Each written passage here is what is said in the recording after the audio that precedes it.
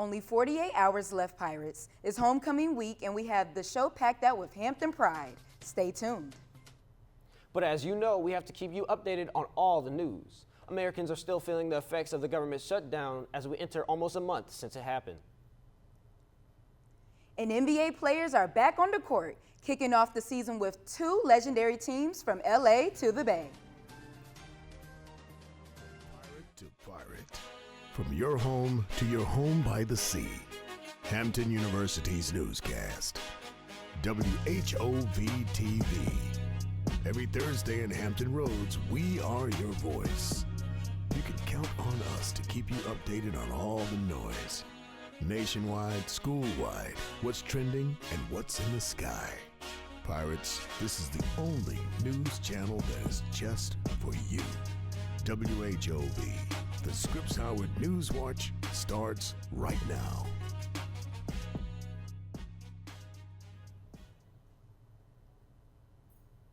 Good evening, Pirates. I'm Nina Washington. And I'm BL Harwood. Welcome to WHOV-TV's annual homecoming show. We're kicking things off with a recap of some homecoming events from earlier this week. Our reporter, Josh Jones, has the story. It's that time of year. Hampton kicks off its 98th annual homecoming week. From fashion shows, royal coronations, and concert, this campus buzzes with all the pirate pride.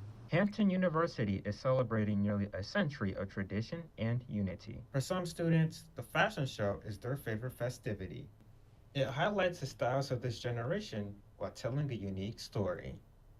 The show, titled Blacker the Berry, aims to educate audiences on the ingenuity of Black excellence through the lens of fashion. Kenneth Granderson, participating in the royal coronation as Mr. National Society of Black Engineers and the fashion show model, shared his experience on participating in both events. I feel like it was a great opportunity for me to get to know people, as well as to get my face out there. And as an introvert, being in the spotlight a lot wasn't always my cup of tea. So doing this was, I wouldn't say a challenge, but a challenge I'd like to overcome. 5 artists, 1 unforgettable night. This year's Pirate Jam concert brings the heat with Vicky Lowe, Cash Cobain, Zeddy Will, Skilla Baby, and K-Camp. Students danced, took pictures, and sang their hearts out to some of the songs all evening long.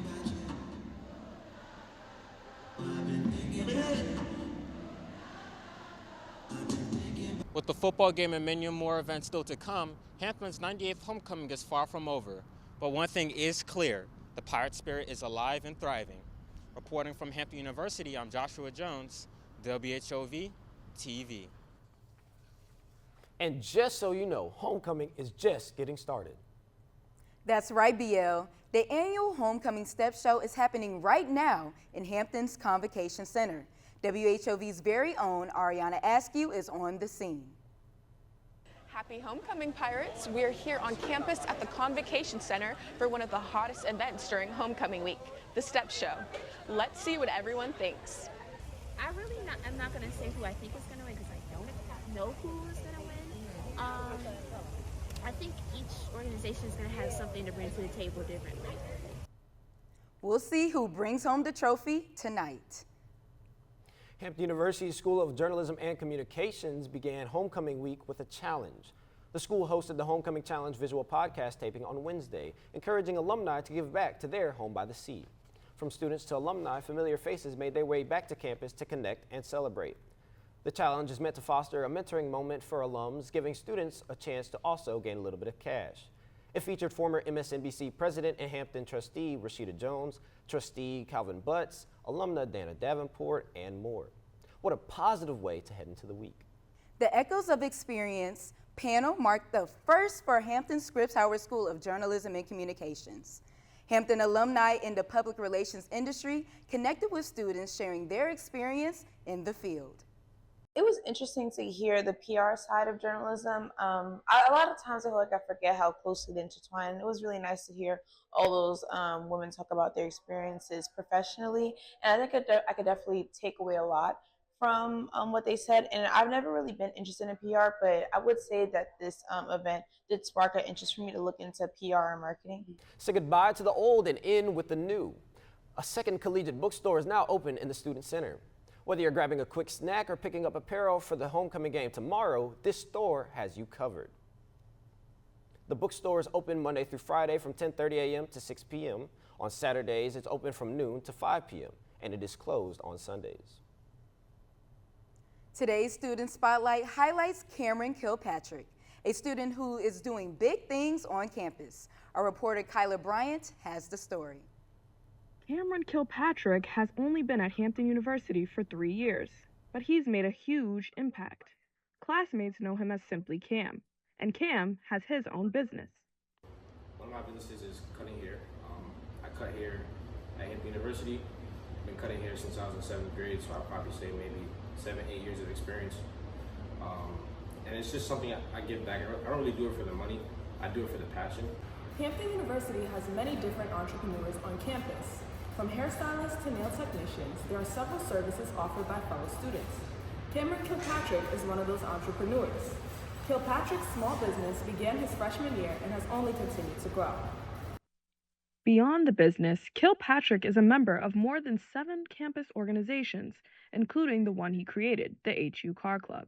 With all these obligations, many wonder how he balances it all alongside his schoolwork.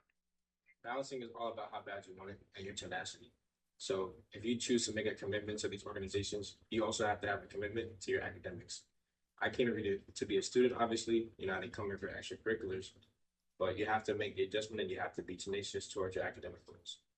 With students like Cameron, Hampton University lives up to its motto, the standard of excellence, and he fosters this, one cut at a time. Our home by the sea sure does have a lot of amazing talent. Be sure to book with Cam if you are in need for a haircut. And if you'll be at tomorrow's Vendor Bazaar, make sure to stop by and see WHOV-TV. We'll be at the Student Center courtyard tomorrow from 10 a.m. to 4 p.m. Make sure you stop by and grab a sweet treat and hear about the news, what we've been up to this semester. Make sure you stay connected on our Instagram at WHOV-TV for any updates. Up next, No Kings protests erupt all over the nation. And the Dodgers are up to bat. Stay with us. Yes, I do believe that. Let's take it to the moon and the stars. Hampton University is hosting the 2025 Indy ACC Symposium in Virginia Beach. This annual event brings people from all over the world to share research about atmospheric composition. Hampton historically has contributed to those efforts through research and academic and experiences through the Atmospheric and Planetary Science Department. The 3-day event will be held at the Sheraton Oceanfront Hotel from October 27th to the 30th. Southern University has suspended the Beta Sigma chapter of Alpha Phi Alpha Fraternity Incorporated due to new hazing allegations. The university issued a cease and desist order as the fraternity's national office vowed to expel any members found responsible. There have been potential violations of the hazing policy within the university's chapter. All members are enabled from participating in Greek life until investigations are complete. Former police officer Sean Grayson is on the trial for the killing of Sonia Massey. During court yesterday, the 2024 body camera footage was played. Prosecutors claims it was self-defense. Last year, Grayson shot Massey after she called the police to her home. Grayson faces 3 counts of first-degree murder, but has pleaded not guilty. If convicted, he could face 45 years to life in prison. This trial would continue for at least several more days with updates. Per usual, Pirates, there's so much going on in politics and government. You know what time it is. Let's stay federal.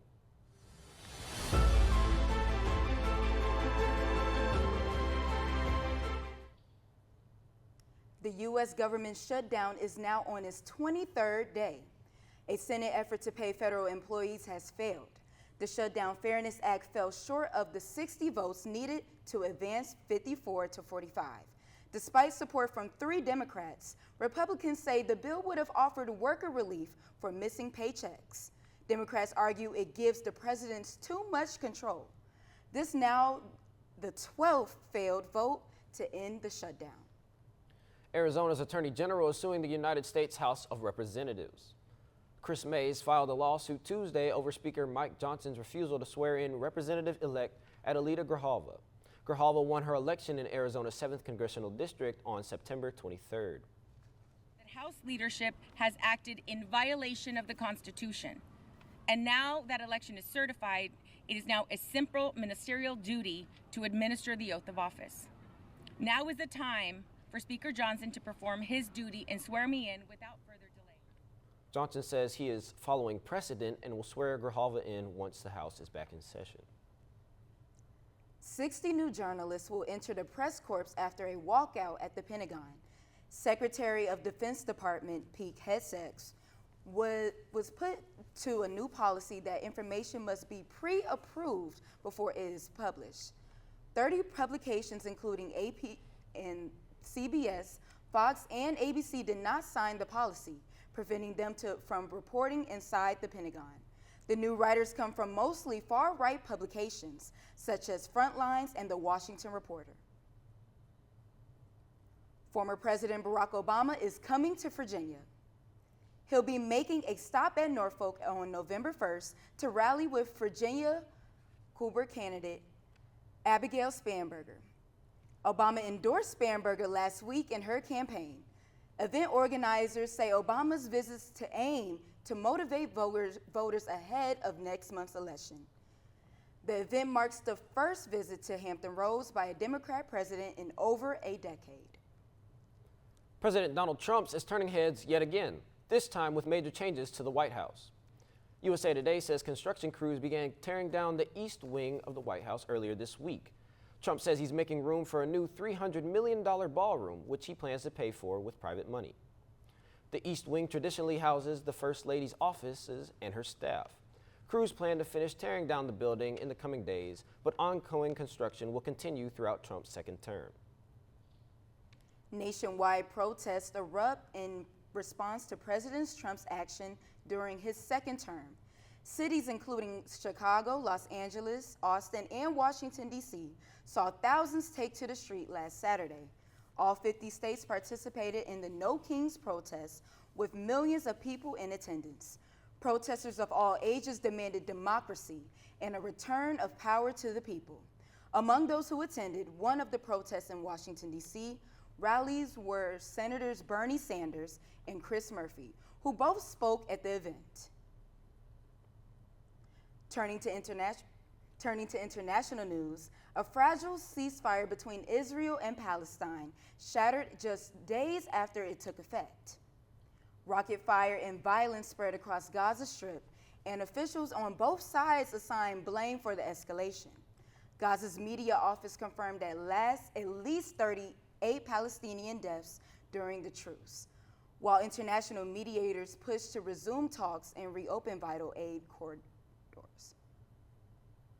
The Louvre Museum reopens after jewel heists, and the thieves are still on the run. 4 armed thieves broke into the France Museum on Sunday. They got away with many priceless jewelry worn by French monarchs.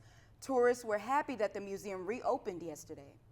The museum's director acknowledged that this is a terrible failure and offered her resignation, but was denied.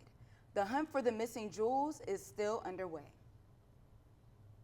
Up next, the weather. That's right. We'll tell you what to expect for homecoming this weekend. Plus, the latest on the typhoon hitting Alaska. Don't go anywhere. It's coming up next.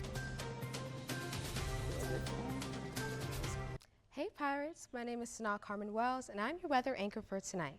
Let's dive right in. We are one day away from the party on the island, and we are so excited. Tonight brought us sunshine with a high of 66 degrees and a low of 50 degrees. If you're heading to the Step Show, make sure you bring a cute jacket.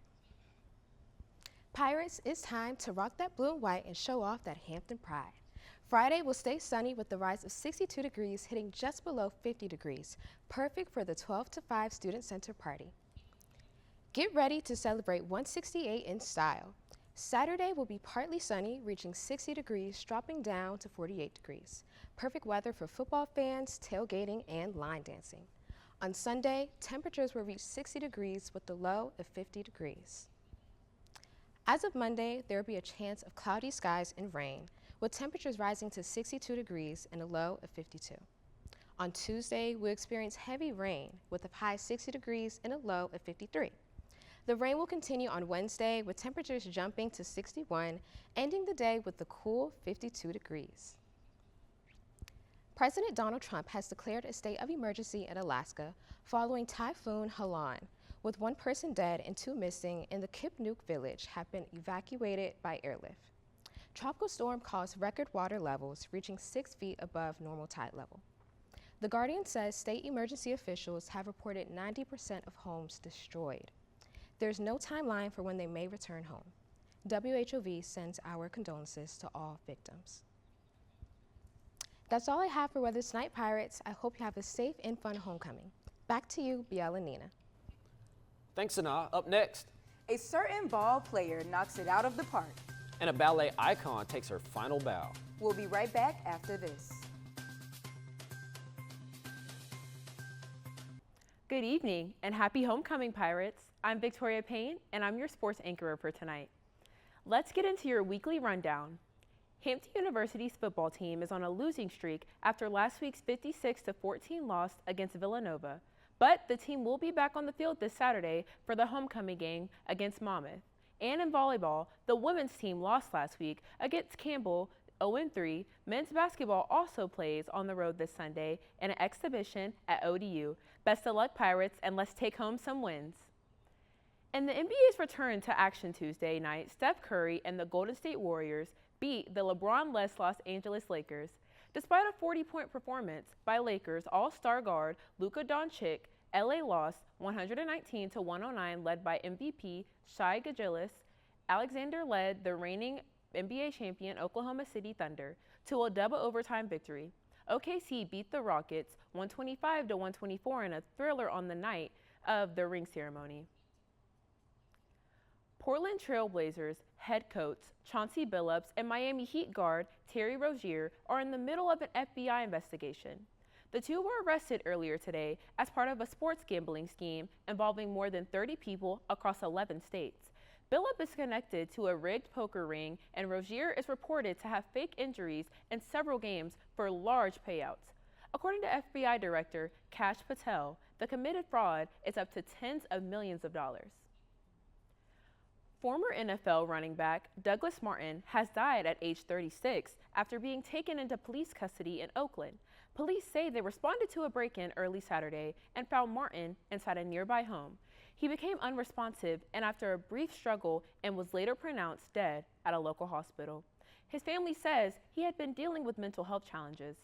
Authorities confirm his brain will be preserved for testing as the investigation continues. NBA superstar Kevin Durant takes center stage in Season 2 of Netflix starring 5.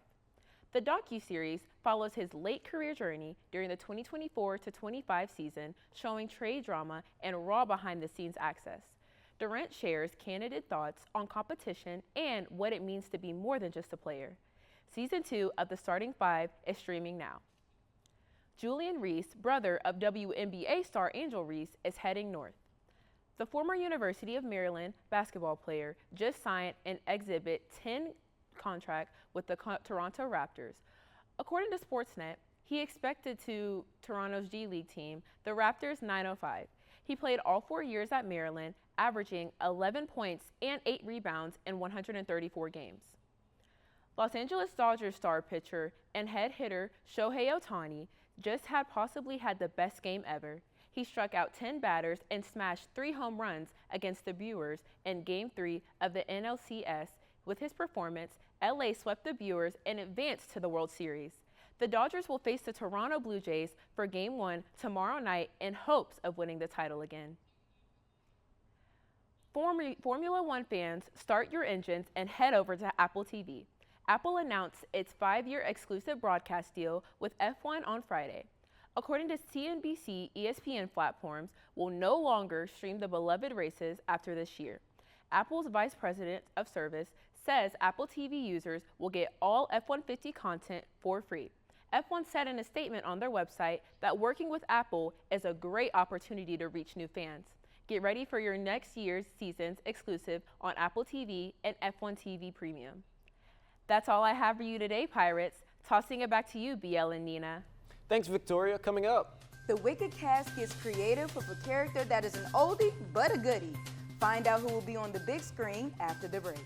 Don't go anywhere. We'll be right back.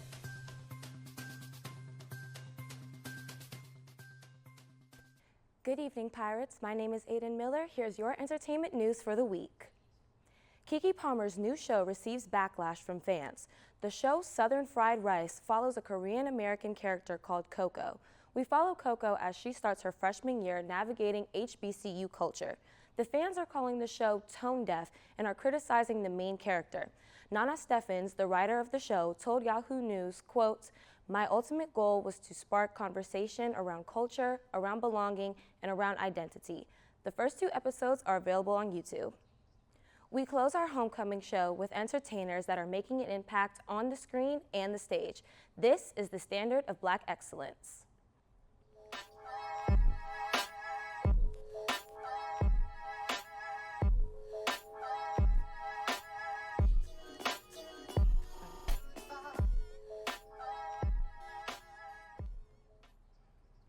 Coleman Domingo is set to roar his way down the yellow brick road. He's been cast in the upcoming second installment of the Wicked movie series.